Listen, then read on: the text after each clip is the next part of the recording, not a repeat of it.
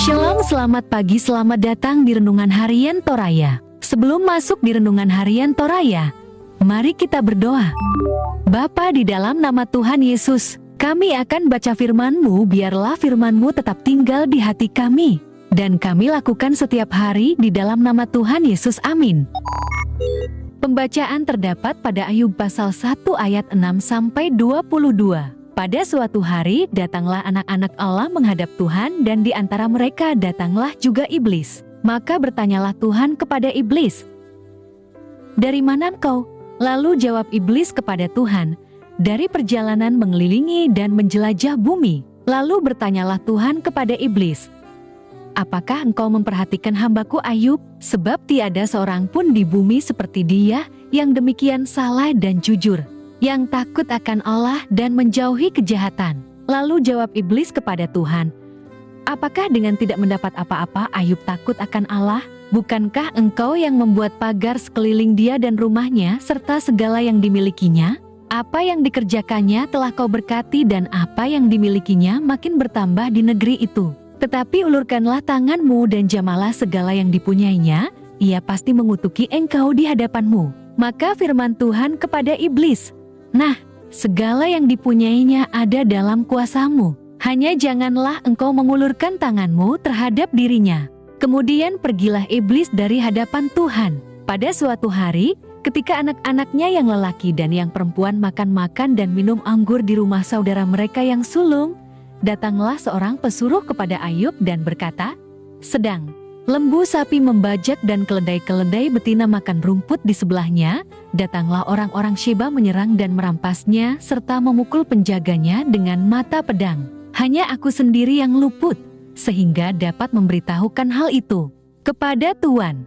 Sementara orang itu berbicara, datanglah orang lain dan berkata, "Api telah menyambar dari langit dan membakar serta memakan habis kambing domba dan penjaga-penjaga. Hanya aku sendiri yang luput, sehingga dapat memberitahukan hal itu kepada Tuan."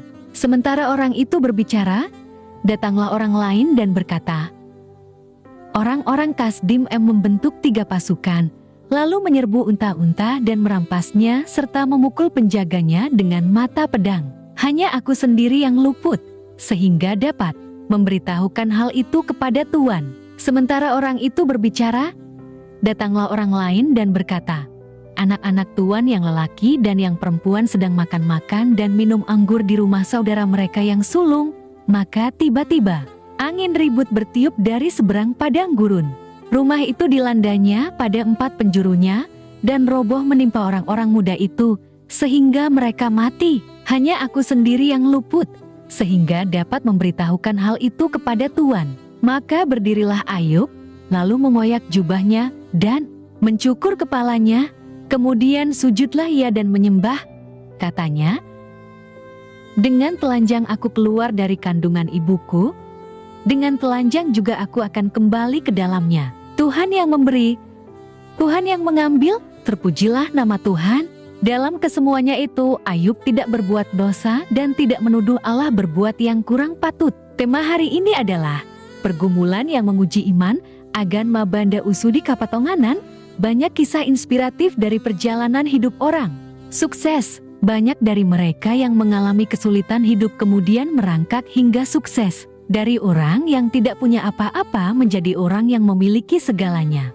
Sangat jarang kisah inspiratif tentang orang sukses yang kemudian menjadi tidak punya apa-apa. Akan tetapi, di Alkitab terdapat kisah inspiratif tentang seorang sukses yang mengalami kesulitan hidup. Siapa orang itu dan apa yang menginspirasi kita dari kisahnya? Ayub adalah seorang yang kaya raya, juga memiliki keluarga yang bahagia.